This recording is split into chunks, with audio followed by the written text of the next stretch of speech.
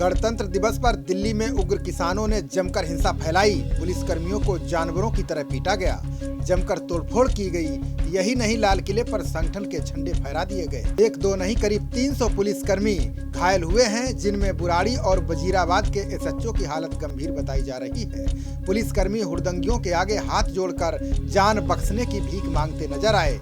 यक्ष प्रश्न उठता है कि आखिर दिल्ली पुलिस और केंद्र सरकार इतनी लाचार क्यों थी, ये जानते हुए भी कि देश का किसान आक्रोश में भी कभी देश विरोधी नहीं हो सकता। लाल किले पर संगठन का झंडा फहराना आखिर क्या दर्शाता है? क्या इस सब के बाद भी सरकार अनभिज्ञ है या फिर भीड़ तंत्र के आगे लाचार और मजबूर हो गई है?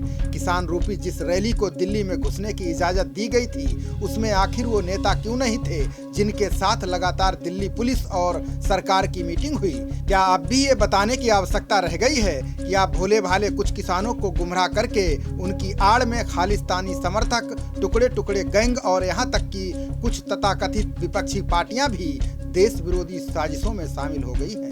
CAA NRC के बाद ये दूसरा हिंसात्मक प्रदर्शन है जब लगातार दिल्ली पुलिस और सरकार पर प्रश्न चिन्ह लगा है। आशंकाओं के बाद भी दिल्ली में ट्रैक्टर रैली की इजाजत देना कहीं दिल्ली पुलिस और सरकार की मजबूरी तो नहीं थी? अगर मजबूरी थी तो जान लीजिए, षड्यंत्रकारी लोग देश की सरकार को चलने नहीं देंगे, कानून के तहत पास कानूनों को लागू नहीं होने देंगे। प्रदर्शनकारी या हुड़दंगियों की अधिक संख्या होने के चलते कुछ संगठन के नेताओं का इतना मनोबल बढ़ गया है कि वो खुद अपने आप को देश से बड़ा समझने लगे हैं। इन पर अब भी कंट्रोल नहीं किया गया तो आगामी दिनों में ये संगठन देश के लिए कोड़ बन जाएंगे। गांधीगिरी अपनाने वाली केंद्र सरकार को कुछ अहम निर्णय भी लेने होंगे ताकि देश का विकास अवरुद्ध ना हो सके, क्योंकि देश में कुछ ऐसे गैंग हैं जो देश की तरक्की नहीं देखना चाहते। उनका मकसद ही देश में विभाजन कराना है। दिल्ली की घटना से हर देशवासी आहत है। गणतंत्र दिवस के मौके पर जो शर्मनाक घटना हुई, इतिहास में काले अक्षरों में लिखी जाएगी। लेकिन देश के कुछ ऐसे नेता भी हैं जिनके शर्मनाक बयान चिंता का विषय हैं। एनसीपी नेता शरद पवार का ही बयान ले लीजिए। उन्होंने घटना पर दुख कम, सरकार को दोषी ज्यादा ठहराया। जिन नेताओं ने हिंसा नहीं होने और तय रूट पर चलने की गारंटी ली थी, अब उन्होंने इस घटना से अपने आप को अलग कर लिया है।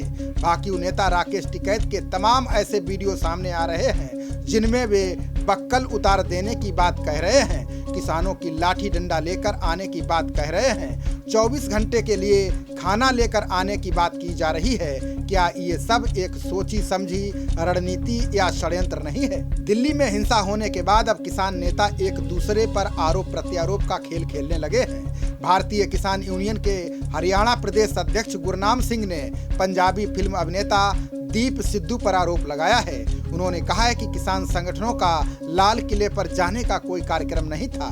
दीप सिद्धू ने किसानों को भड़काया और आउटर रिंग रोड से लाल किले ले गया। लेकिन बड़ा सवाल यह है कि शांतिपूर्ण ढंग से ट्रैक्टर रैली निकालने का ठेका लेने वाले उस समय कहां थे? आखिर किसानों का नेतृत्व सिद्धू के हाथों में कैसे चला गया?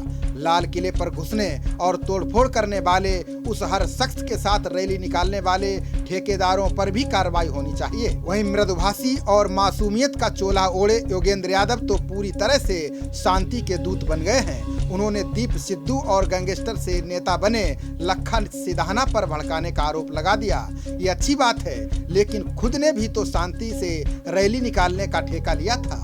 क्या हिंसा की वारदात करने वाले सभी लोगों के साथ ही आप पर भी कार्रवाई नहीं बनती है? राकेश टिकैत जिस तरह से किसानों को भड़काने का काम कर रहे हैं, उससे किसान ओम शांति ओम का गीत गाएंगे क्या? जिस तरह से इन नेताओं ने किसानों को भड़काने का काम किया, उनके खिलाफ जांच की जाए और दोषी पाए जाने पर कानूनी कार्रवाई की जानी चाहिए, क्योंकि अब देशवासियों को भी समझ आ गया है कि किसानों के कंधों पर बंदूक तान कर क्या खेल खेला जा रहा है।